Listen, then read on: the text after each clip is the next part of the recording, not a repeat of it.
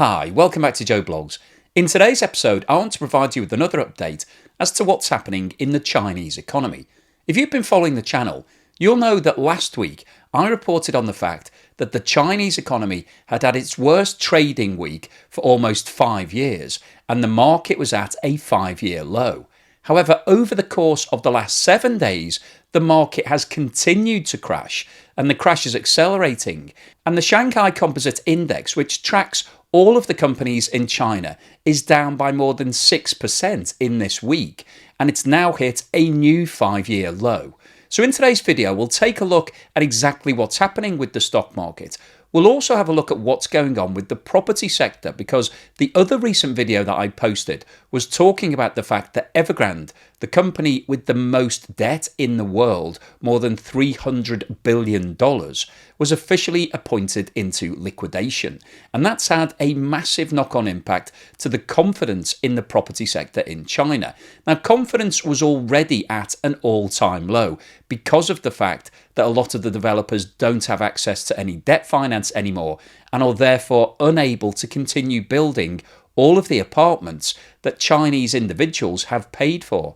And in a recent report, Nomura stated that more than 20 million apartments are still unfinished that people have actually paid for in advance. And in order just to complete those outstanding builds, the developers need around $500 billion worth of cash.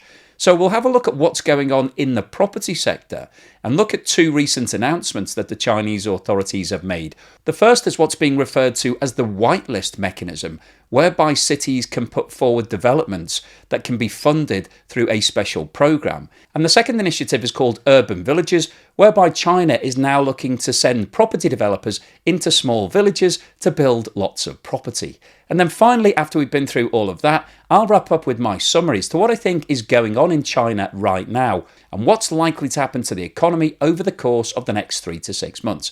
But before we get started on all of that, once again, I'd like to say thank you so much to everybody that's supporting the channel. If you've bought me a coffee or sent me a YouTube super thanks or signed up as a patron or a member, thank you so much. It really does help to keep the channel going, and all your support is really appreciated.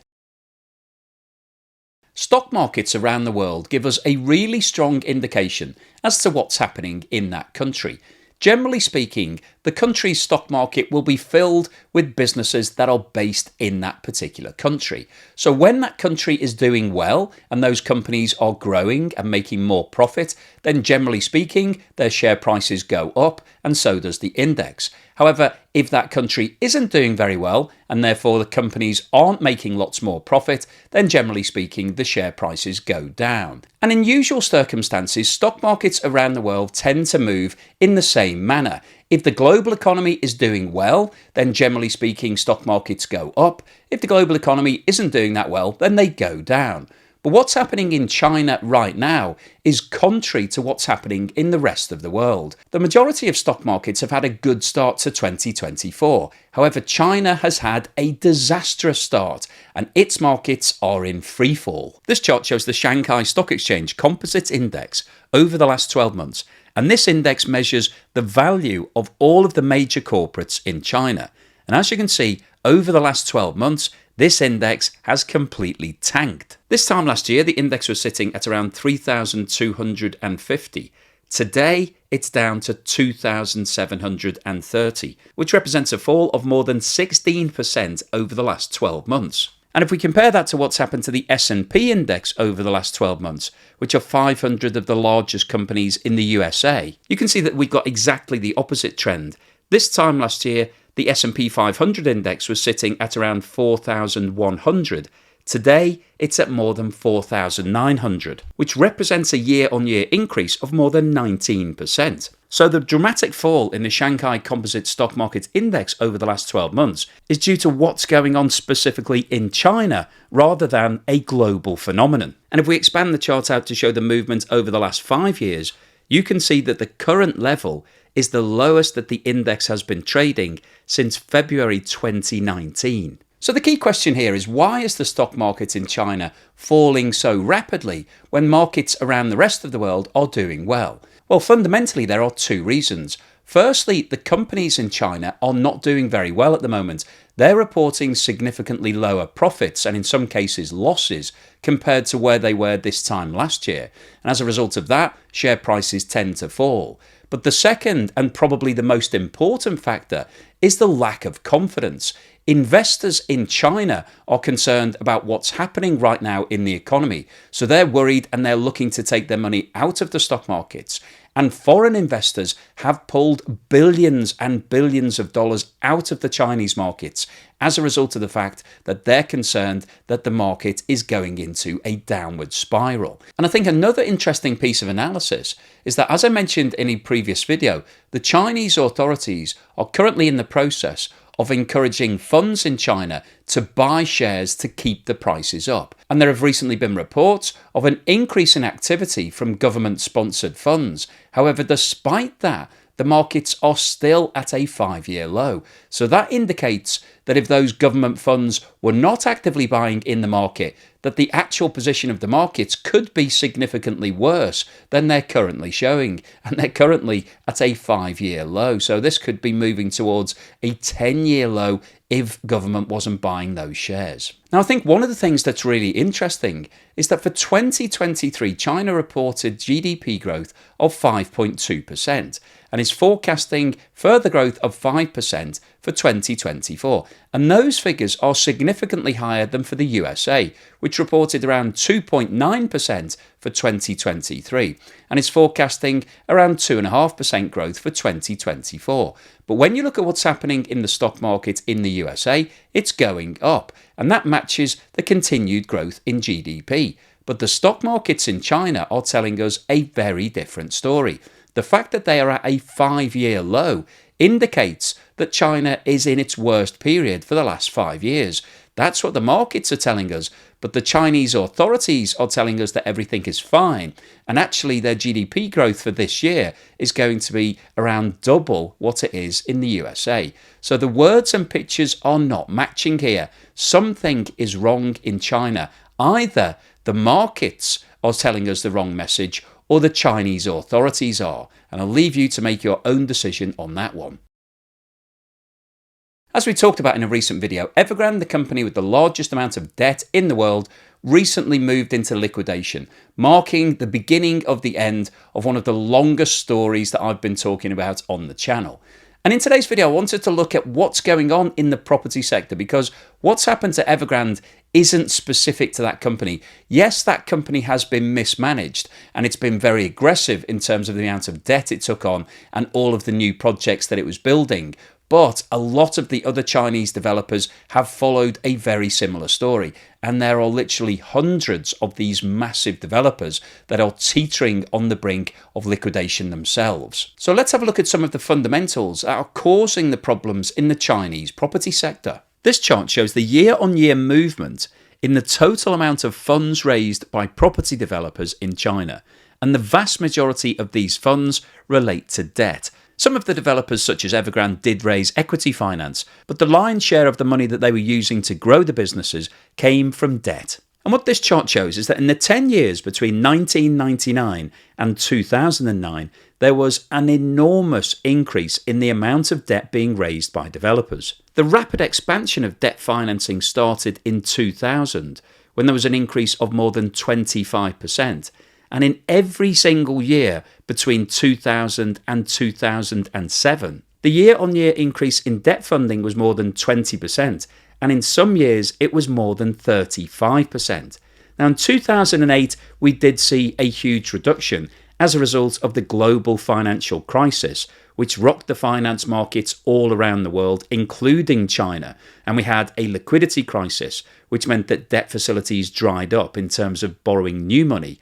However, there was a bounce back in 2009 when there was an increase of more than 40%. And over the following few years, the debt frenzy continued. There was a reduction in 2014 when we saw another dip in the global markets.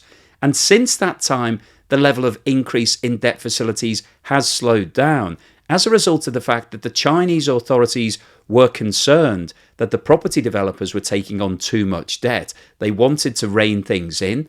They then brought in the 3 red line policy, which restricted the amount of debt that developers could borrow if they breached certain requirements. And the majority of the market did breach those requirements. And as you can see, in 2022 and 2023, there was an enormous reduction in the amount of debt being raised by developers, with the reduction being almost 30% in 2022 and a further 14% in 2023. And when you consider that these bars are measuring the year-on-year change, the cumulative impact in 2023 is huge, because the 14% fall is measured against the 28% fall seen in 2022. So year on year, that represents a massive reduction. This chart shows the annual movements in property investment in China dating back to 1999.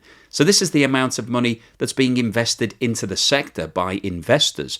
And as you can see, between 1999 and 2021, there was a positive increase in every single year. More money was going into property investment all the time. Everybody wanted to be on board. And in the period between 1999 and 2013, there was an increase of more than 10% in every single year. And in some years, it was more than 20%, and in one year, it was more than 30%. That is a huge amount of cumulative growth. As we've just discussed, the movement here is measured against the previous year. So when you have a 10% increase in the first year, as we did in 1999, the movement in 2000 represents almost a 20% increase on that inflated figure. And then we had a further 25% increase in 2001, and so it goes on. And that's how this sector became worth 25% of the Chinese economy. However, if you look at what's happened over the last 2 years, there has been a complete reversal. In 2022, investment in the property sector in China was down by 10%, and in 2023, it was down by a further 9.6%. And the reason why there's been a sharp reversal in the amount of investment into the sector is that there's now a complete lack of confidence, both in what the developers are doing and their ability to be able to deliver on all their unfinished apartments, and also in terms of price. Because we're now seeing falling prices in China for the first time, and that's really rocked investors' confidence, because historically prices only went one way. They only went up, and therefore any money that you put into the market would always make a profit. Now Chinese investors are realizing that this market can come down. It is going down, and that's causing them to have concerns and to take their money out of the market. This chart shows the percentage movement in property sales by floor area dating back to 1999. And what this shows is that in the period between 1999 and 2021, there were only 2 years when the property market did not see an increase in the amount of floor area being sold in China. And those 2 years were 2008, which was the peak of the global financial crisis, and 2014, when we saw another dip in the global markets. In every other year, the Chinese property market saw an increase in total floor area sales.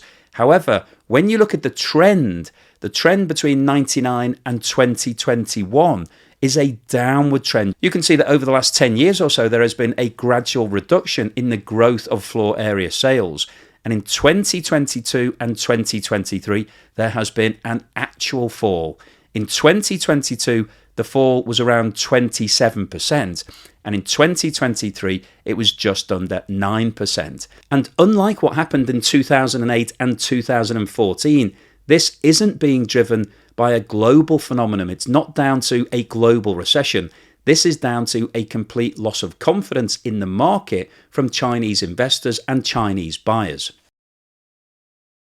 The Chinese authorities have announced what they are calling the whitelist mechanism to try to provide more debt financing to property developers that need cash to complete the build of projects that have been pre-sold to Chinese individuals. 35 of the major cities in China have been told to come up with a list of the projects that they would like to suggest for financing from the Chinese banks. And it's now been reported that the local governments in these cities are putting forward hundreds of different developments that require billions in debt financing. Now, the Chinese banks have been told that they need to get on board and support this whitelist initiative. But we're being told that the banks themselves are reluctant to actually put forward the debt financing because essentially what they're doing is bailing out failed projects.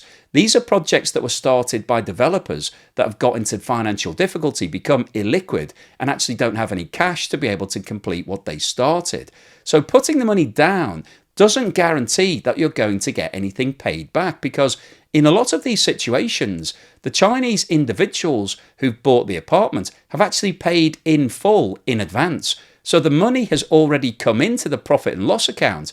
So carrying through the build doesn't guarantee that you're going to be paid anything at the end of it. And of course, if you're the lender, you need to get some money in to be able to repay your debt. If you just carry on and build out the project and then hand over the keys to the person who paid for it a year ago, that doesn't help the bank to repay their debt. So there are genuine concerns rising in the Chinese banks that they don't want to support this initiative. They're between a rock and a hard place because the authorities are telling them that they have to, but if they do the deal and then they don't get paid back, then those banks themselves will be in financial difficulty and will be at risk of facing the regulators in China.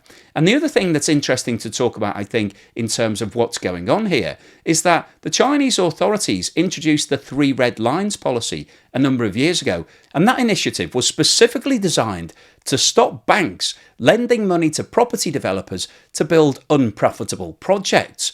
But what we're seeing here through this whitelist mechanism is exactly the same thing. It's being called something completely different, and the money is going into only projects that are unfinished at the moment. But the bottom line is exactly the same. The banks are still handing money to property developers to build out projects that aren't going to be profitable, because these are semi-finished projects that have already been paid for to a certain extent in advance. So it doesn't really make any sense that the Chinese authorities are doing this. They raised the red flag a number of years ago to say, stop lending all this money to property developers because it's going to end in tears. Now that we're at the point where the tears have started and companies like Evergrande are in liquidation, the Chinese authorities seem to have done a U-turn and said, actually, we didn't really mean it, have the money, complete the build, and everything will be fine. A second initiative that the Chinese authorities have announced is what they're calling urban villages, where they're targeting small villages in China for project development. So what they're wanting to do is for the property developers to go into these small regions and to start building lots of properties all around the place to make them more urban. And this is designed to kickstart the property market. They think that by building apartments in these rural, out-of-town locations, it could help to increase the overall attractiveness of the market, because people might want to buy in these more remote locations. And to me, this seems like an absolutely insane idea, because if your property market is already in the doldrums, if prices are down, and as we talked about earlier in today's video, sales by floor square area are down, that tells you that there's a lack of confidence in the market. The reason that people are not buying is they don't trust what's happening with the property developers. They've seen firsthand that companies like Evergrande have sold these developments to people, they've taken their money and then failed to actually build them out. So people are sitting with debt and they don't have any apartment to live in. And they are now concerned that that's going to happen in more developments. So everybody's sitting tight, waiting for the market to come back up. And that's very unlikely to happen, because if nobody's buying, then obviously demand starts to fall. And as we've talked about millions of times on the channel, when you have a fall in demand and supply is either the same or going up, that will reduce the price. And that's exactly what's happening in China right now. Property prices are falling. But the last thing that's going to fix the market is starting to build properties in out-of-town remote locations that aren't very attractive. Because why would you buy a property in a new development in a village which is being converted into a town or a city that nobody lives in? That is a ghost town. That is the definition of what you don't want to invest into. The last thing that you want to do if you're either an investor or somebody who wants to live in the apartment is buy something that's nowhere near to where all of the factories and all of the work is. You want to buy something that's in the heart of the city, where it's vibrant, where there will be demand over the long term. buying in an out-of-town rural location is insane. And what this looks like is an initiative for the Chinese authorities to get money into the property developers in another backdoor manner. Rather than calling it the 3 red lines and saying you can't have any more debt, rather than reversing that policy, they're saying, oh, it's fine as long as you're building in out-of-town rural locations, you can have the money for that. But who's going to buy those properties? And if nobody buys them, then they won't be able to sell them, and therefore they won't get any money in for the apartment, and all it's going to do is result in more debt going into these companies. These projects may or may not get built. They may have enough money to complete them, they may not. If they can't sell any of the projects, all it means is that we will have lots of empty projects all around China, more debt, and a bigger crisis. So what's the summary and conclusion today? Well, I wanted to post this video first and foremost because the fall in the Chinese stock market is continuing, and actually it's accelerating. A 6% fall in the last week represents a disaster from China's point of view. And when you look at what's happening all around the world, other stock markets are buoyant. They've had a great start to 2024. Investors are generally relatively relaxed about what's going on in the markets right now. The outlook for 2024 for most countries is positive because we're expecting interest rates to start coming down in places like the USA and Europe, and that will alleviate the borrowing costs for a lot of companies, and therefore there should be more cash flow in those economies. And so hopefully we can see the market starting to pick up in a lot of different aspects, and that will lead to an increase in the stock markets. But what's happening in China is very different to that. The markets are going down and the confidence factor has disappeared.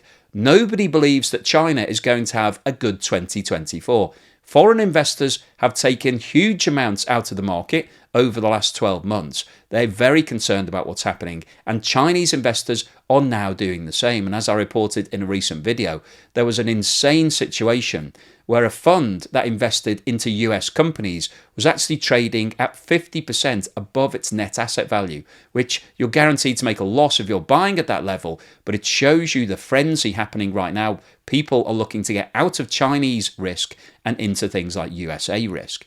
And the reason that the markets are down so significantly is because there are bad things happening with lots of the companies.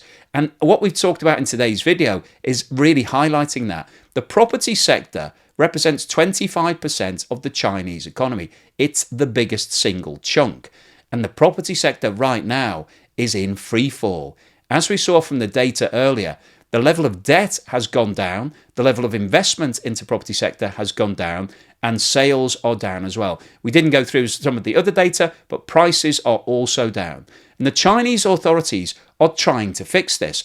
But the reason that all of those metrics are down is because there's a lack of confidence in the market. Chinese investors over the last 2 or 3 years have handed over billions of dollars to property developers in advance of building apartments. And many of those apartments have not been built. In a recent report, the Japanese bank Nomura estimated that there were more than 20 million apartments in China that needed to be either started or completed. So that represents 20 million buyers who've handed over money to those developers who are still waiting. And a lot of those people have got mortgages because in China, you can raise a mortgage on a property that hasn't been built yet. So you've got the debt, you're actually paying every single month on something that doesn't exist. So that represents a major problem. And the Chinese authorities have acknowledged this. They need to get the confidence back into Chinese consumers. And it's estimated that around $500 billion worth of finance is needed to complete those 20 million apartments. And the Chinese authorities are now starting to try to get that money going and moving to developers. They've announced these 2 initiatives, the whitelist mechanism and the urban villages developments. But neither of those make any sense to me because the whitelist mechanism is basically a backdoor way of giving that money over to developers. They stopped it through the 3 red lines, but now they're reintroducing it. They're just calling it something different. And the urban village regeneration project idea is just insanity because The last thing that you want to do as a property developer in a falling market where people are being very selective about what they buy and they're looking at prices is to start building in places out of the way that nobody wants to live in and there are no industries there, because why would you buy that property? It just doesn't make any sense. And this really indicates that the Chinese authorities are currently clutching at straws. They're trying to find ways of putting money into the economy without reversing their 3 red lines decision from a number of years ago. And I think the insolvency of Evergrande has really shone the spotlight onto this sector. Everybody's now looking at these other large property developers, and the Chinese authorities have really painted themselves into a corner. They refuse to bail out Evergrande. They've let that company go. And now they need to do the same with the other major developers. They can't be seen to start bailing out all of these businesses now that Evergrande is going down. And that's really why I think these initiatives have been put together. China are trying to come up with something that they think is more user-friendly, that doesn't hit the headlines, but none of it is going to solve the problem. The fundamental issues for both the property sector and the stock market is a lack of confidence amongst consumers. And until that's fixed, we won't see either of those markets bouncing back. And that represents seriously bad news for China. So the overall summary of today's video is that the start of 2024 has been very bad news from China's point of view. Their stock markets are crashing and the property market crash is continuing. And unless the Chinese authorities can do something to restore confidence, it's likely that this is going to continue throughout 2024. And the 5% estimate of GDP growth looks very unlikely at this point in time. So hopefully you've enjoyed today's video, you found it useful, informative and thought-provoking. If you've liked what I've said, then please give me a thumbs up. Thank you for watching this video all the way through to the end, and here's something to put a smile on your face.